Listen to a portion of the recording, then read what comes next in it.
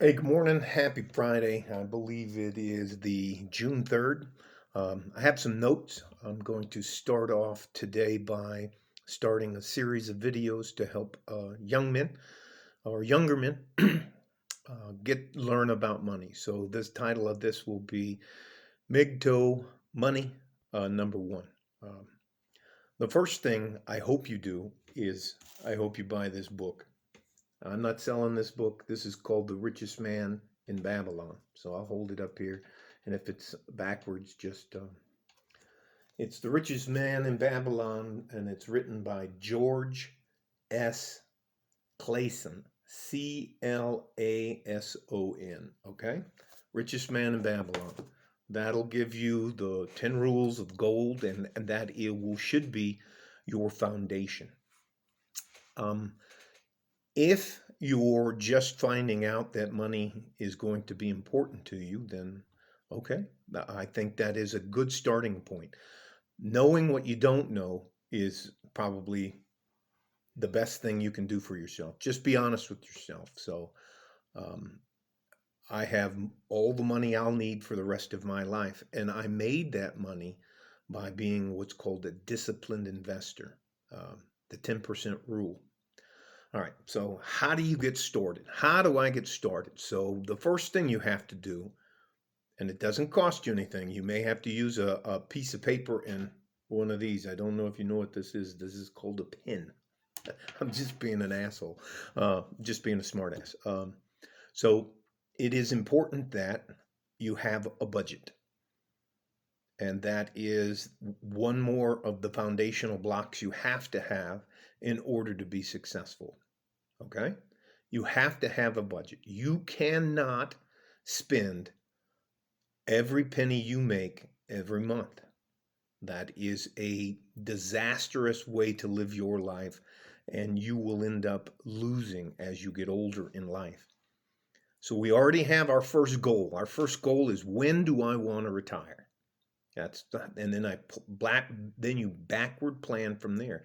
But you also have to have a financial plan. Now, when you sit down and you work your budget, there has to be a minimum of 10% of your money that you keep for the rest of your life. That comes off the top. And I call this paying myself first. We always pay ourselves first from our gross income. The first thing, the top 10% of that money goes into savings. And what you want to do is you want to build up at a minimum at the beginning is you need to have a 3-month emergency fund. 3 months of money in case you lose your job. It gives you a chance to catch your breath, maybe reorganize and get yourself back on your feet. But if you don't have any money saved up, your bills are gonna keep coming in. If you rent an apartment, if you have a car loan or a car note, that's going to be not a good way to go if you don't have any money saved up. So, our first cornerstone to everything is we always pay ourselves first, minimum 10%.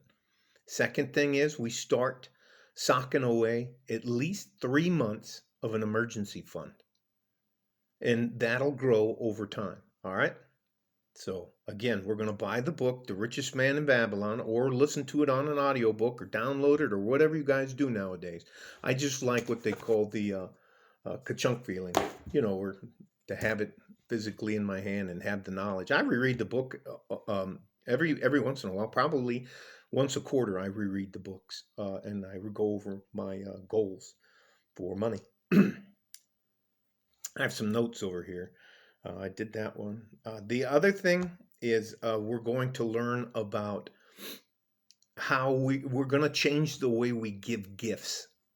What I want you to consider is, if you have a niece or a nephew or a daughter or a son, I want you to consider giving them U.S. savings bonds, E-Series bonds. You can buy a $50 bond, and when it matures, it's a $100 bond for their birthdays. And they can use those bonds, as well as you can use those bonds, to pay no taxes if they're used for education.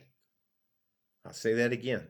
Instead of buying them a toy, buy them a financial instrument, and I suggest an E-Series bond. You can pay $50 and get a $100 bond. You can spend $100 and get a $200 bond. And it'll let them see that time and compound interest it works. Is it sexy?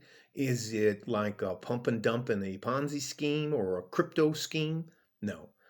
Um, and the other thing is, do not invest any of your money in anything you do not understand. I'll say that again. Do not invest your money in anything you do not understand. A fool and his money are soon parted. That is a historical saying that still rings true. All right, money. First thing is our budget. And 10% right off the top, no matter what, goes into our savings account that we keep forever.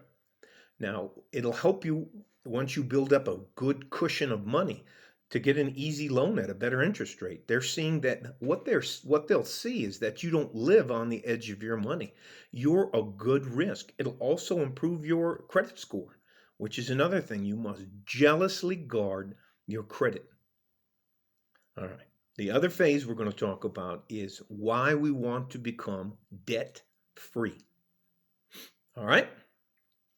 You want to pay off any high interest loans that you have immediately, but that's after you pay yourself first. We always pay ourselves first. And if you don't think you're worth it, my advice is not for you.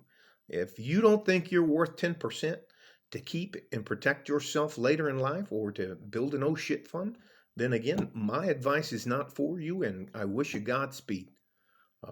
You cannot get through life living to check. You're going to, sooner or later, something's going to happen. You're going to get in an accident. You're going to trip and fall. You're going to need to be down and out for a few days. I mean, heal. You're going to need to heal up, and you're not going to be at 100%. So you have to have an oh shit fund. You can't live check to check. It is a dead end. All right? So that's probably about long enough. Let me see if I got anything. We're going to use time and compound interest. We're going to pay ourselves first every time. We're going to save that money. And when we get to 3 months of an emergency fund, we're going to keep doing that until it becomes 6 months. And then it becomes a year. And then it becomes 2 years worth of fund. And then all of a sudden you're 50 years old now. And you have actually what they call fuck it money. You don't have to work 40 hours a week anymore. You can gear that back down. You should also invest in yourself and your skill set. You have to pick a career, not a fucking job. But if you have a job now, you need to start saving your money. I think we are headed for some pretty hard times coming up here in the next few months to probably election time in November. I think we're going to do what's called stagflation or a recession. Okay, interest rates are going to go up. If you have a car and it's paid off, I want you to learn how to go. There's a guy on YouTube. His name is Scotty Kilmer. He'll even answer. He's like a 4 million viewers or 4 million subscribers or something like that. He's a very honest mechanic and he's worth his weight in gold. There are no get-rich-quick schemes. You pay yourself first, you build up your oh shit fund, and then later we'll talk about stocks and bonds. I use a program, a computer program, not a computer program, I use a website called Computer Share, and it's free to set up an account, and I invest in drip stocks. But you cannot put the cart in front of the horse. You have to become a disciplined investor. Every check you get, 10% of that check goes into your future to take care of yourself for your future. Your oh shit fund. It goes in there. You don't ever touch it. You don't mess with it. You don't go, wow, I got like 10 grand now. I think I'm going to buy a new car. Nah, you don't fucking do that because you're going to end up being an older person. And God forbid you get hurt. And you need that money to live on till you can figure things out. Okay? So First thing we're going to do is we're going to find out, we're going to start learning about money. The first book we're going to do, or audiobook, or however else you want to do it, is called The Richest Man in Babylon by George S. Clason. No, I'm not selling anything. If you don't want to buy the book, fine. If you can find one used, then fine, do that too. But you have to build up your financial knowledge. That is a critical skill set for you. All right? Again, this is going to be called MGTOW money, and this is going to be number one. We are always going to pay ourselves first. If I get a tax return and I don't need that money, then I'm going to just sock that money away in case something bad happens. All right. And once I can tell you, you will do a tremendous amount of good for your mental health having bucket money. Having enough money so you know what?